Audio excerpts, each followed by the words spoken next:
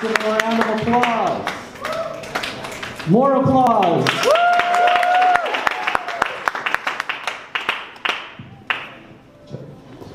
Okay, before I like to start, I like to shamelessly promote my YouTube channel. I have a YouTube channel. It's Chatty Kian, ChattyKyan. Make sure you subscribe. This will be on there. ChattyKyan. Okay, I'm supposed to do a stand-up comedy today, but I don't feel like doing it anymore because I'm in a bad mood. And I have something to get off my chest because I'm in a long, complicated relationship. How many of you are in a long relationship or have been in a long relationship? Show of hands. How many of you have been in a long, complicated relationship? Show of hands. And I'd like to talk about it today. I am in a long and complicated relationship with miscommunication. So, miscommunication has been a clingy partner with me. And I don't like miscommunication, but she or he clings to me.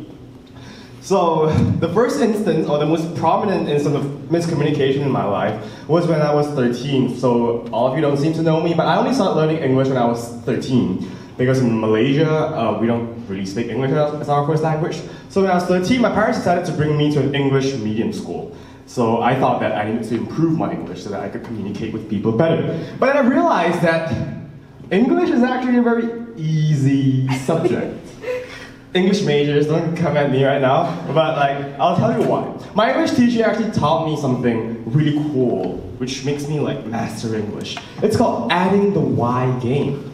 It's a game you play when you want to change a noun to an adjective. You can shout out the answer if you know. For example, wind, a noun, adjective, windy. Noise, noisy. So, English is easy. And I decided to practice the adding the Y game every day because application is the key to learning effectively, right? So I was playing it every day. I was making sure that everyone knew that I was playing it so that, everyone knew that my English was improving. And there was this one day when we went to this field trip with our school, and I was still doing it every day. I went around the zoo. I saw porcupine, spiky. I see bears and tigers, hairy. I see animals with lots of furry. And I was like, hey, I'm in a roll. I'm in 2, 3, 4, 5 rolls. And then I saw my favorite animal. I walked to it. It was tall and grand, as always. It's the deer. I looked at it. And then I looked at my favorite feature of my favorite animal. The horns. I looked at it. I was like, hey, I'm going to play adding the Y game now. Okay. And I was like, that deer sure is horny. And then everyone was so shocked. Malaysia is in Asia, so Asian eyes kind of became Caucasian eyes. And yeah, I learned that I have to play the adding the Y game at suitable times. And that was embarrassing, and I wanted to have a mutual breakup with miscommunication. So I stopped playing the adding the Y game. But there was this one day, my friend Braden, he came to me, and he said, so I was still 13, and 13 is the time when we are at puberty, where we grow, boys especially, we grow physically, we grow physiologically, but maybe not yet mentally. We start having conversations from what we do outside the house to what we do inside the toilet. And then my friend came to me and he said, hey Ken, do you masturbate? And then I said, I didn't actually know what it meant, but I said, yeah, of course. Because I was thinking king-sized master bed in my parents' room. And I said, yeah, I do it every day. I mean, I have it every day in my parents' room. And somehow that day, I became known as the boy who does it in his parents' room. And all of that was really embarrassing. And 6 years ago, I'm 19 now. I mean, I've learned a lot. I can speak more fluently, I can read more fluently, I can listen better, I can comprehend stuff better. I know when to play the NY game and when to differentiate words that sound the same. Masturbate, masturbate. And I'm in Linguistics 101, so I know the difference better. So, yeah. And I'm like, when I was 18, as you can see, I love public speaking. My teacher asked me to be the MC of the school's graduation ceremony. Big stuff, right? You have to speak in front of thousands of people. And my name is Kian. Kian's speaking on stage, charismatic.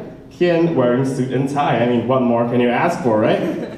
So I went up on stage, I was really confident, and I thought miscommunication wouldn't happen again because I have a better command of the English language now.